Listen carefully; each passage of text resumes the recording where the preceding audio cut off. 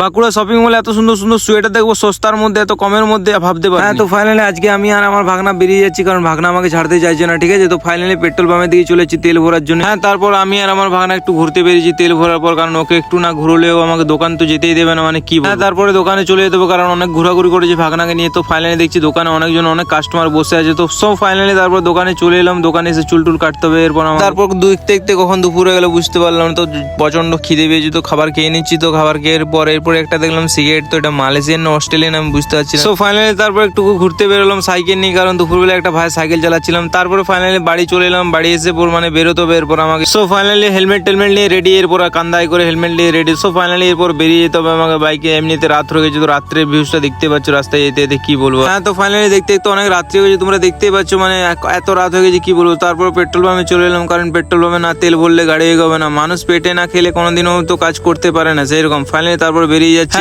তারপর বাজারে মানে কি বলবো, এত পরিমাণে ভিড়, মানে অন্যদিকে চাইলে অ্যাক্সিডেন্ট হয়ে যাবে। তো ফাইনালি বাইকটা দাঁড় করে একটু শপিং মলের ভিতরে দিয়ে চলে যাচ্ছি, কারণ শপিং মলে কিছু নিতে হবে আমাকে। হ্যাঁ, তারপর উপরে উঠতে গিয়ে আমার সাথে এরকমটা হবে আমি একটু ভাবতে পারিনি, কারণ আমি পড়ে যাচ্ছি। সো ফাইনালি শপিং মলের উপরে চলে এসেছি, এখানে এরপর কিছু কালেকশন দেখবো। তারপরে দেখতে দেখতে একটা সোয়েটার দেখলাম, তো এটা সোয়েটার টাইপের গেঞ্জি, তো এটা খুব একটা দামও নয়, তোমরা দেখে নিতে পারো। তো প্রাইস এরকম লেখা থাকে। হ্যাঁ, তারপর আরেকটা সোয়েটার টাইপের গেঞ্জি দেখলাম, তো এটাও একটা খুব একটা দাম নয়, 300-400 টাকার মতো দাম হবে। তারপর প্যান্টের কালেকশনের দিকে চলে এলাম, প্যান্ট গুলো এত সুন্দর সুন্দর প্যান্ট, মানে এত কমের দামের মধ্যে সেই। হ্যাঁ, তারপর জিন্সের জ্যাকেট দিয়ে চলে আসছি, যাদের জিন্স জ্যাকেট পছন্দ তাদের জন্য। তো ফাইনালি এত সুন্দর সুন্দর জিন্সের জ্যাকেট পাবে এখানে, মানে এত কমের মধ্যে। তোমাদেরকে প্যান্টটা আমি দেখিয়ে দিচ্ছি কত দাম হতে পারে, ঠিক আছে, সেরকম একটা দাম নয়। হ্যাঁ, তারপর আমি ভাবলাম প্যান্ট নেবো, এই জন্য প্যান্ট গুলো দেখে নিচ্ছি কেমন বটে। তো ওইগুলো অনেক কম দাম। হ্যাঁ, তো ফাইনালি প্যান্ট দেখতে দেখতে একটা জ্যাকেট পছন্দ হয়ে গেলো, কারণ অনেক সুন্দর দেখতে লাগছে পিছন থেকে, সাইড থেকে, সামনে থেকে। তো অনেক কালারও আছে, তোমাদেরকে কালার গুলো দেখিয়ে দিচ্ছি, অনেক কালার আছে। হ্যাঁ, তো তোমরা কালেকশন গুলো দেখতে পাচ্ছ, অনেক কালেকশন আছে, সেরকম আমি একটা দেখাতে পারছি না, কি বলবো। তো আমি ফাইনালি দুটো নিয়ে নিয়েছি ট্রায়াল রুমে ট্রাই করার জন্য। তো ট্রায়াল রুমে চলে আসছি, ট্রাই করবো। তো ট্রায়াল রুমে আমি এটা পরে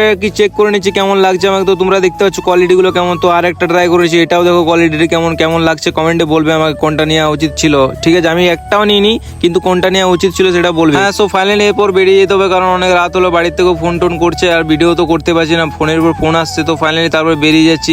তোমাদেরকে একটা কথা বলে দিচ্ছি যে তোমরা অনেক মানুষ থাকো যে মধ্যবিত্ত আমার মতো যারা, তো তোমরা তারা শপিং মলে আসতে মানে কেমন লাগে আর কি, মানে ভাবো যে অনেক দাম হতে পারে, এরকম হতে পারে। সেরকম কিছুই নয়, প্রিন্ট লেখা থাকবে, তোমরা নেবার ইচ্ছা হলে নেবে, না নেবার দরকার নেই, কোনো চাপ নেই এখানে, ঠিক আছে। তো হ্যাঁ, অনেক মানুষ শপিং মলে আসে না, শপিং মলে অবশ্যই আসবে, ভালো ভালো কালেকশন পাবে। তো নেক্সট ব্লগে তোমাদের সাথে দেখা হবে।